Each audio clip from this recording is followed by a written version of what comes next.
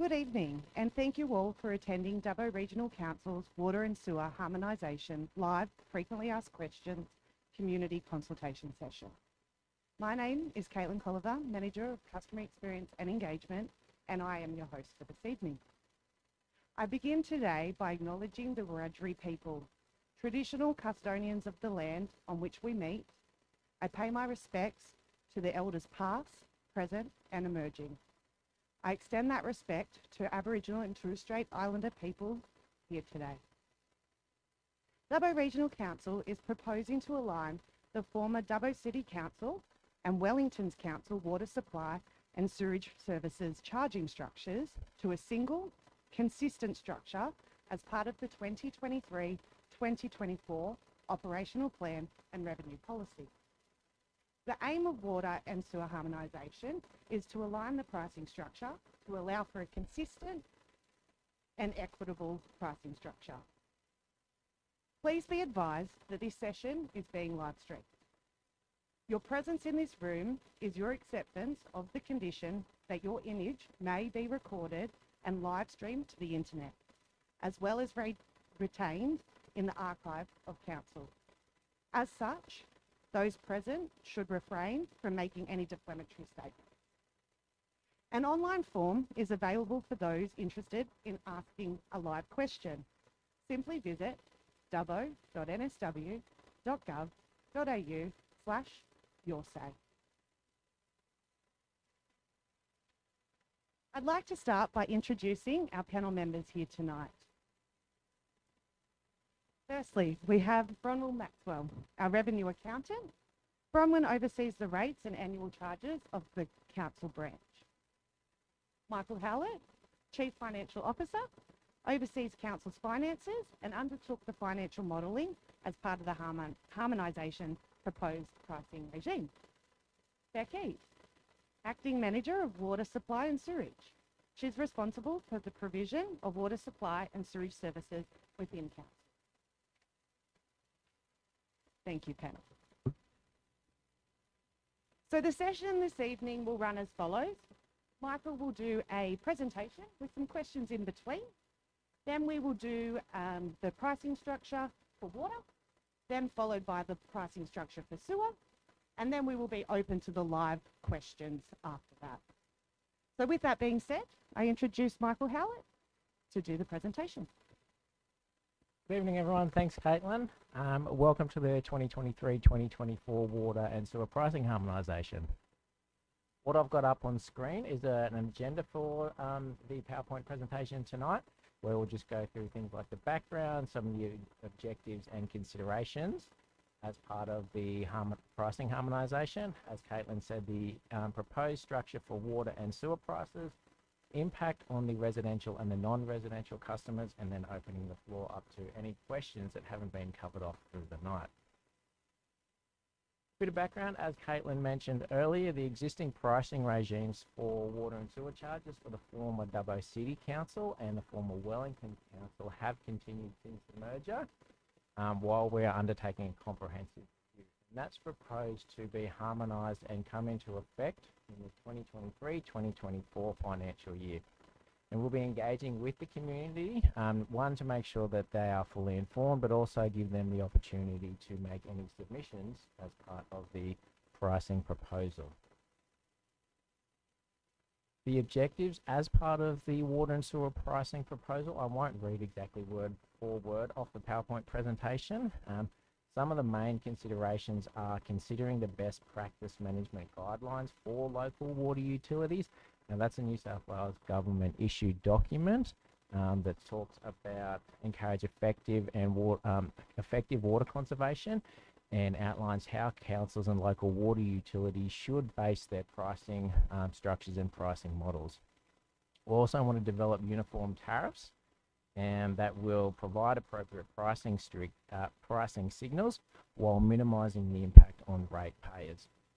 We also need to take into account the long-term financial sustainability of the water and sewer businesses, and as part of that modelling, we look at the long-term capital program. We also look at the operations, the maintenance and the administration expenses for the water and sewer businesses, And what the proposed pricing structure financial impact is a reduction of about $115,000 of income from the water business and a increase of about $25,000 for the sewer business. Now, while those figures might seem quite high at face value, between the water and sewer businesses, they earn about between $30 and $40 million worth of income each year. So given that we've got all of these objectives, ensuring the long-term financial sustainability of the water and sewer business is paramount so that we don't see significant increases or decreases over the next few years as well. Part of the considerations, so Dubbo Regional Council, we engaged some external consultants. They provided legislative advice and also helped with the scenario modelling. So the two consultants listed up there were New South Wales Public Works and Morrison Lowe. And we've used them before for other engagements at Dubbo Regional Council.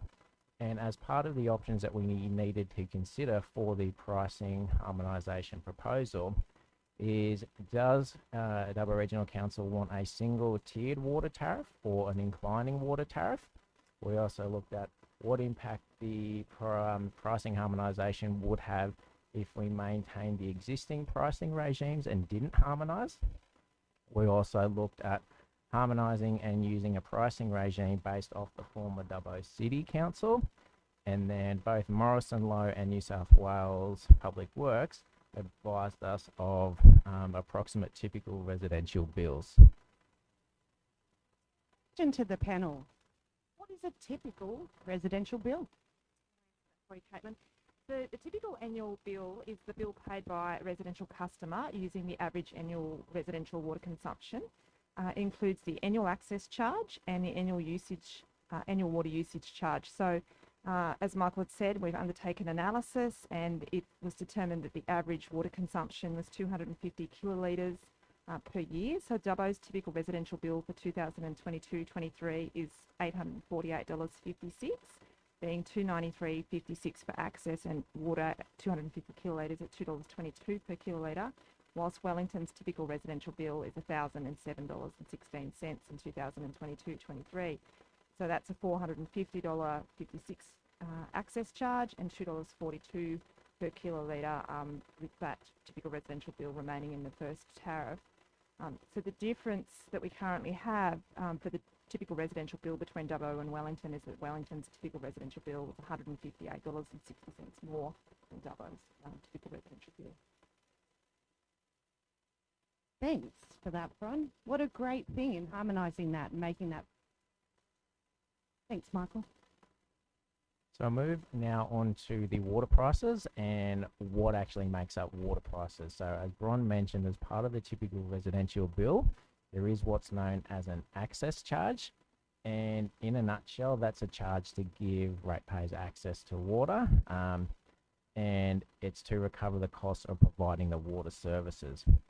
And it's charged depending on the water meter connection size. So currently in Council's revenue policy, there's a range of water meter sizes between 20 millimetres up to 150 millimetres and 200 millimetres. So the higher you go in water meter size, the higher that you pay in an access charge. And that is, like I said, a fixed fee. There's also a usage charge, which is based on the volume of the water that is used. So it's a principal pay, so that whatever water you use is what you actually pay for.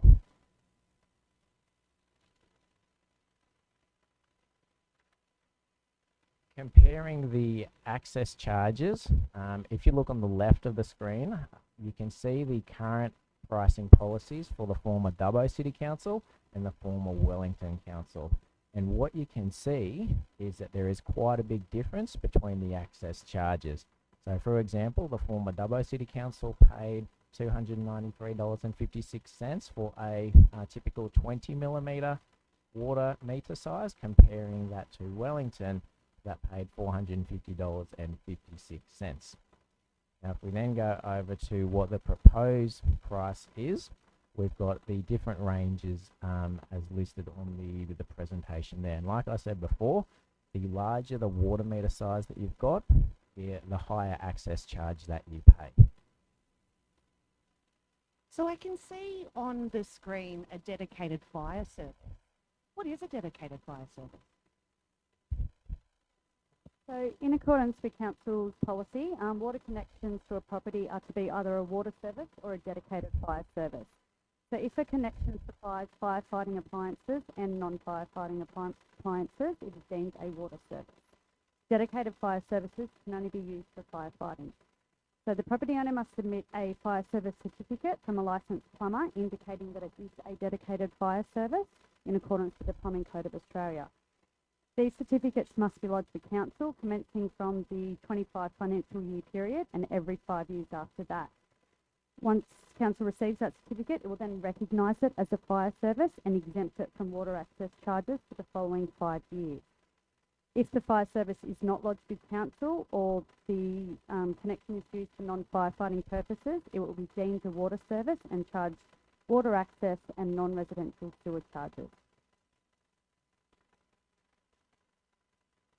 Beck, great clarification. Again, going back to the PowerPoint presentation, even using some examples of the current pricing structure, if we were to compare a 150 millimetre water access charge for the former Dubbo City Council, which is approximately $16,521, comparing that to the former Wellington Council, where the price is $30,528. So that's a significant difference between the former councils. And like I said before, the purpose of the pricing harmonisation is to ensure a consistent, equitable pricing structure. Now, under the proposed access charge, that same 150 millimetre charge would be $16,973.44. What I've got here is, as you could see on the previous slide, and like I said, the higher you've got a water meter, the more that you pay. Now, there is an actual formula as to how Council works out what access charge is. It's based off the 20 millimetre pipe diameter size. So once Dubbo Regional Council or any council sets that 20 millimetre base access charge, this formula, which is part of the best practice guidelines that I mentioned as part of the objectives and considerations, is essentially saying that proportional to the square of the size of the customer's water supply service is what your access charge will be. So in a nutshell, the bigger water meter size that you've got, the more that you'll pay for a water access charge. If we then go into the usage charges for the water prices as well, similar to the previous slides, on the left-hand side, we've got what the current pricing structures are between the former Dubbo City Council and the former Wellington Council. It's quite interesting to note that the former Dubbo City Council had a flat tariff structure at $2.22 per kilolitre, where the former Wellington Council had what we call an inclining tariff structure for residential and non-residential customers. Now, what it's got as listed on the PowerPoint presentation, that in accordance with the best practice pricing principles, the tariff step should be will increase more than 50%. So, for example, using the former Wellington Council residential, moving from $2.42 under 300 kilolitre usage to the $2.47 in the next inclining tariff, that does not meet the best practice principles because there isn't more than a 50% increase in between the pricing tariffs. It's also quite interesting to note the comment on the slide that I've got in relation to the Independent Pricing and Regulatory Tribunal, commonly known as IPART, is that higher water usage charges results in only a very small reduction in the service charge and overall bills for customers with low water usage, but it increases bills for most other customers, including large families and renters, and may disproportionately impact low-income households with higher water usage. Now, the purpose of an inclining water tariff is to promote water conservation And I'll hand over to Beck briefly about a recent survey that was undertaken that shows that that wasn't what most customers or residents from Dubbo Regional Council wanted. So I'll hand over to you, Beck, to give some of the key points from that survey. Thank you. So as a result of the latest water supply and sewerage customer satisfaction survey, only 17% of respondents believe that council should adopt a higher pricing system to encourage residents and other users to conserve water.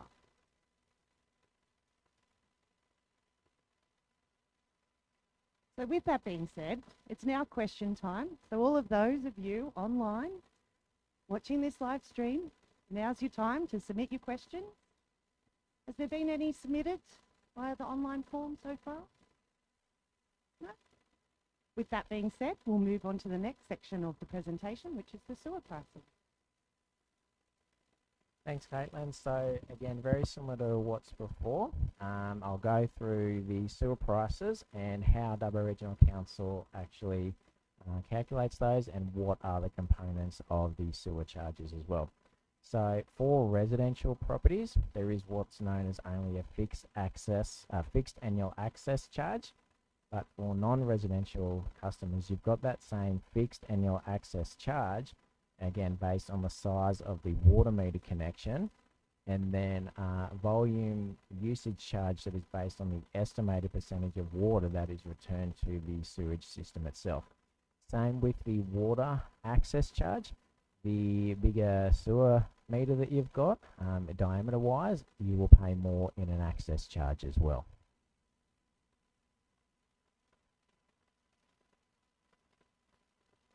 Again, moving into the current access charges for the former Dubbo City Council and former Wellington Council for both residential and non-residential, you can see quite a difference between the two pricing structures as well. So, for example, the residential access charge for sewer was $835.88, whereas the former Wellington Council had different sewer access charges for different areas in their former Wellington local government area. So there was a Wellington access charge, there was a Mumble access charge, again Geary, religious institutions as well. And it's also interesting to note that the former Dubbo City Council had a residential multiple occupancy charge, which was half the price of the residential charge. And then moving down again into the non-residential sewer access charge, you can see that again that there's quite a difference between a comparable 20 millimetre sewer pipe as well. So for example, the former Dubbo City Council had an annual equivalent charge of $439.80, comparing that to the former Wellington Council for the non-residential sewer of $390.56. Now moving into what the proposed charges look like. The proposed pricing regime has got a residential access charge of approximately $806, and then again the residential multiple occupancy of $403.13. So Michael, looking at the presentation, it talks about a residential multiple occupancy. Can you tell me what that is? I can assist you with that, Caitlin. So the residential multi-occupancy is essentially a charge per non-strated unit, villa or flat, and it's charged per occupancy or per flat that council is knowledgeable of how many units are on each site, and then we multiply that by that set charge per annum. Thanks for that, Bron. And why does non-residential have a quarterly or annual equivalent? I'll also assist you with that one, Caitlin. So under best practice pricing, a non-residential property cannot pay less than a residential property per annum. So non-residential sewer is calculated per property by council reading the water meter. We multiply the usage recorded by that meter by the usage rate per kilolitre in council's adopted revenue policy. We add the quarterly access charge, and then we multiply that by a sewage discharge factor applicable to the property. So if that charge is lower than a quarter of the residential sewer charge, the minimum charge is to apply. Thanks, Bron. So if we then move into the non-residential sewer prices, the usage charge, and again, the key point to note here is the non-residential, given that residential customers don't physically pay a usage charge for their sewer. So again, on the left-hand side of the screen, comparing the two former councils, the former Dubbo City Council paid $2.40 per kilolitre of consumption, whereas the former Wellington Council paid $1.04 per kilolitre of consumption, and that is quite a significant difference as well. Now, when we're having a look at the proposed pricing structure per kilolitre, that's proposed to be $2.50 per kilolitre. Before we move into the actual impact and what this looks like as well, I might also highlight and give a bit of background as to how councils have come up with these proposed pricing for consumption and for the access charge. So there is commentary in the best practice guidelines that councils should receive approximately 75% of their income from consumption charges and the remaining 25% from access charges, whereas council currently doesn't meet that, and given its guideline, there are no adverse implications if that isn't met. Now, if you then have a look at what we call the operations, maintenance and administration cost, that ties into what council should set for the consumption charges or the usage charges. So again, the best practice talks about a range of 1 to 1.5 of that cost per kilolitre. So that's how Dubbo Regional Council has set these proposed consumption charges. We just haven't plucked a figure out of the air and gone, yep, that looks great. There is actual science and methodology based on these figures as well. So as part of the modelling, once we've got the consumption charges and previous historical data around consumption over a number of years, we do some modelling that shows we're going to, in theory, receive X dollars from council's consumption, both in the water and the sewer businesses. Now again, going back to that 75-25 rule, we know, or in theory, what we're proposed to get from our consumption charges. We then use the typical residential bill, which Bron explained what was earlier, to set the access charges as well, so that we can earn the remaining income to maintain and ensure that the water and sewer businesses are financially sustainable, but also meeting the best practice guidelines. Again, going back to the objectives, minimising the impact on the ratepayers as part of this pricing proposal, harmonisation pricing proposal as well.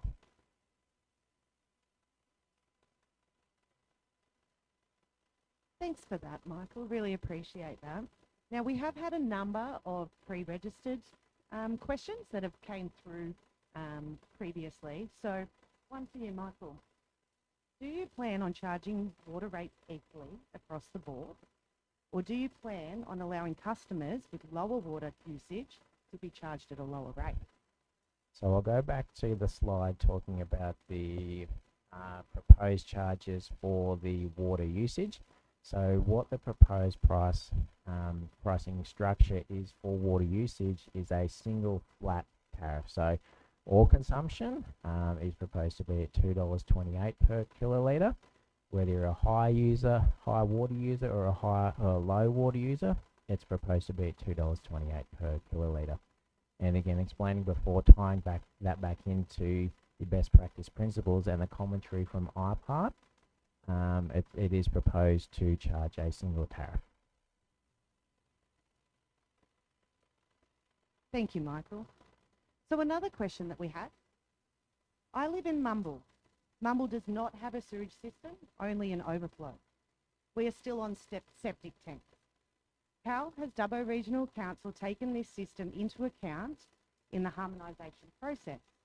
Residents still have to pay to have their septic tanks pumped out, an additional cost that is borne by the residents, not Dubbo Regional Council.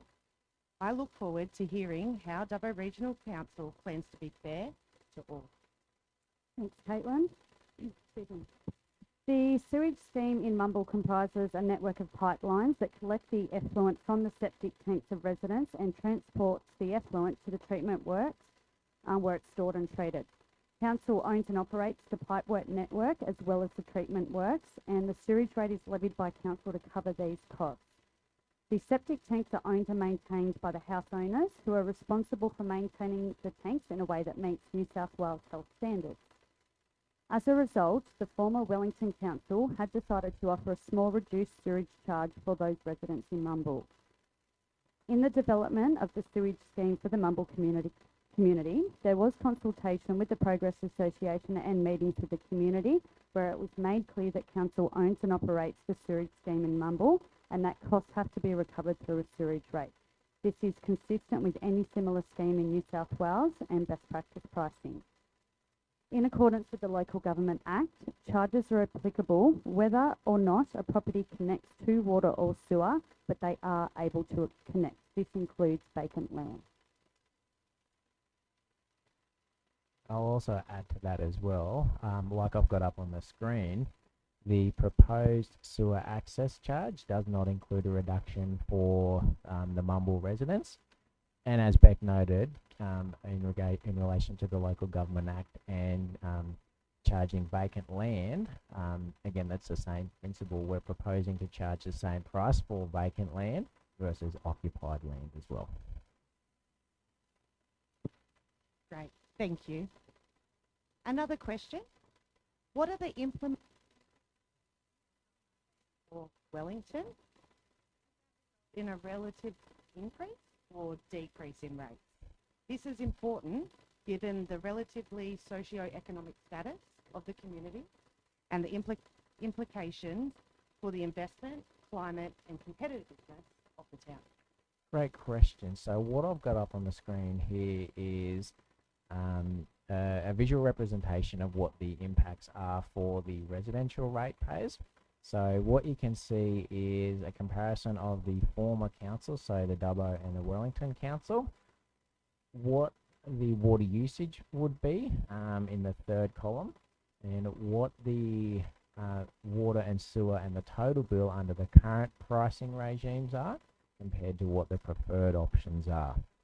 So what you can see, and I'll use the water access 20mm for a low consumption, being a 45 kilolitres, is that the water bill for Wellington is proposed to go from $559 down to $404. The sewer bill is proposed to go from $703 up to $806, but the total bill between water and sewer is proposed to go from $1,291 down to $1,210. And then even extrapolating that down to the bottom example, again, a 20mm water access or a 20mm water pipe has a very high user of 1,000 kilolitres. Again, looking at the total bill, it's proposed that the residential ratepayer from the former Wellington Council will go from $3,728 down to $3,388. So what we're seeing across the board as part of this modelling, that the residential ratepayers in Wellington across the harmonisation proposal will see a reduction in their total bill. We see water going down, and that goes back to the inclining tariff where they paid a higher rate than Dubbo, but on the flip side, a corresponding increase in their sewer bill because they were paying less than the former Dubbo City Council. But again, the key point to highlight is overall between the two bills, that the majority of residential Wellington customers will see a decrease in their water and sewer bill total. Michael, what a great outcome for the community of Wellington. So this is everyone's final opportunity for all of those who are online, watching, have any questions, please pop them in and submit the form now before we wrap up this evening's session. I'll just give a moment, just in case anyone wishes to put their last minute question in. If not, we will wrap up this evening's session. For all of those of you online, we do appreciate that we went through a presentation this evening. This presentation will be available online after this event, so you will be able to look at those figures and the modelling in greater detail.